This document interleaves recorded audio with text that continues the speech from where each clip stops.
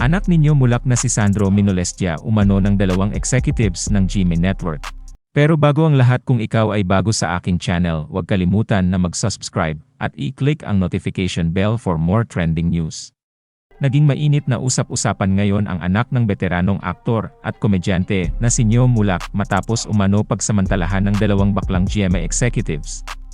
Ang 23 years old actor na si Sandro Mulak ay isa sa mga pinakabagong nadagdag sa roster of talent ng Sparkle GMA Artist Center. Kabilang siya sa mga baguhan sa showbiz na dumalo sa GMA Gala. Ang taunang kapuso event na ito ay isang engrandeng pagtitipon ng mga stars, executive, at empleyado ng GMA, pero tila naging bangungot ito sa isang baguhang aktor. Lumutang ang isang blind item na ang nasabing aktor ay hinaras ng dalawang bading na nagtatrabaho sa iisang network. Naglabas ng pahayag ang GMA Network tungkol sa blind item. Sinabi nito na ang network ay hindi pa nakakatanggap ng reklamo tungkol dito. Tiniyak din ng Kapuso Network sa publiko na ang investigasyon ay gagawin ng may patas pagkatapos maisampa ang reklamo. Nagsimulang banggitin ng mga netizens si Sandro Mulak sa kanilang mga tugon sa blind item.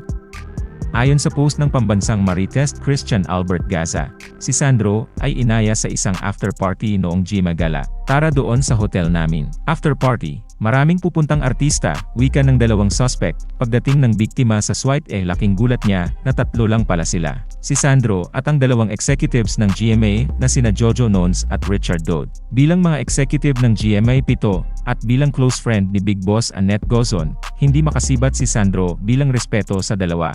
At dito nilagyan umano ng pampatulog ang inumin na inalok nila kay Sandro. At nung nawalan na ng malay ay dinala siya sa kwarto ng dalawang GMA executive. Doon na nangyari ang malagim na krimen. Matapos pumutok ang issue sa bansa, agad-agad na dini ng GMA si Richard at Jojo. Sila daw ay mga independent contractor lamang. Sa gitna ng isyung ito, nagbahagi ng mga makabuluhang post ang young actor. He shared an emoticon denoting that he is not happy but he is risen again.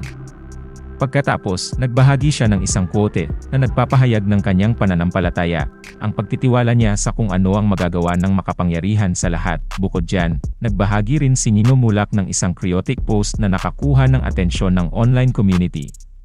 Sa kanyang Facebook page, isinulat ng batikang aktor, "Inumpisahan NYO, tatapusin kayo." Sa comment section ng kanyang post, nakatanggap ng suporta si Nino mula sa mga netizens. Nag-alok pa ng tulong sa kanya ang isang social media user. Maraming netizens ang humimok sa kanya na gawin ang mga kinakailangang hakbang para makamit ang hustisya. Narito ang ilang komento.